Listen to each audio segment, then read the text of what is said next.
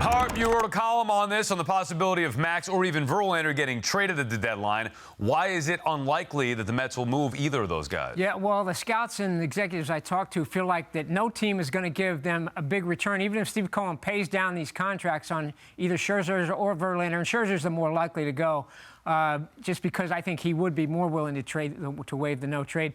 But there's a point, you know, it's just that there's a lot of risk with Scherzer. Even like a guy like Scherzer, he's actually pitched pretty well for a while now, except for a couple of bad games there.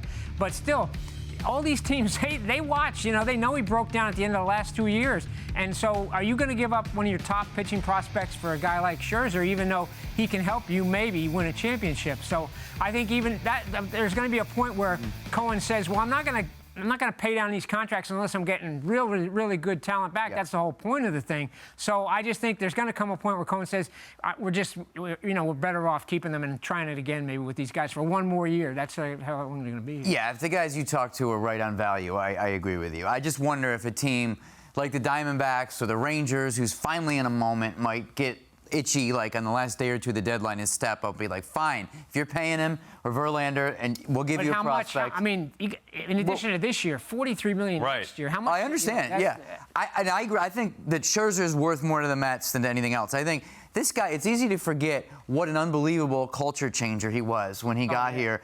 He brought accountability and professionalism to the Mets, and I know that $43 million is a lot of money for accountability and professionalism, but he's also pitching well. I think he's a guy who really fits for the 2024 Mets, and they should keep him around. Having said that, my opinion is not weighed during these trade discussions, and I'm getting the vibe that, look, if it ends up where your column says it's going to end up value-wise, he's probably not going.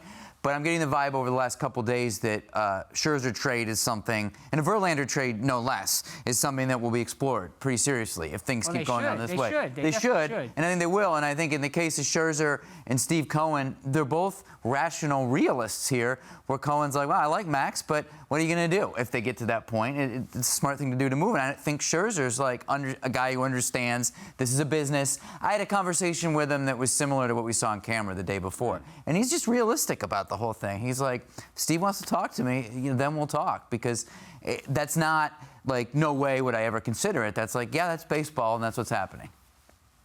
You know, I think it only takes one team, and I've gotten a little different vibe than Harp, and Harp talks to certain people, and I certainly do, whether it's GMs or team executives, and there is a level of interest certainly in Scherzer. Now the problem is next year's salary too. So I think, if you're looking at it from that side of things, again, Steve Cohen's going to have to pay a big part of potentially of that salary next year. That might be enough where teams go, maybe not. But, the thing about him, and yes, he did fade down the stretch last couple, but he's had a little bit of time off here at the beginning of the season, where in some of those other seasons, I think he didn't. So it's one of those where there's enough new teams. Arizona is one of those that they are absolutely on the scene. There's a lot of pressure from their owner to try to win some this year. He's obviously a former Diamondback.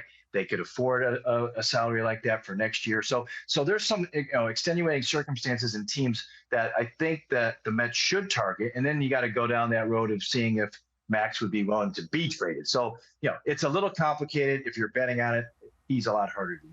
I think it'd be smart for the Mets to explore trading him. You're not paying a guy $60 million bucks or close to it to pitch somewhere else. That's just stupid. You got to get something good back. You can't just give him away. Right. All right, so you pay half the money down, you get a great prospect back. That's it. You can't be paying him $60 million. That's what I got to see teams do, though. Yeah. They all value young pitching now more than they ever have. It's sad that we've come to this point with the Mets, but here we are.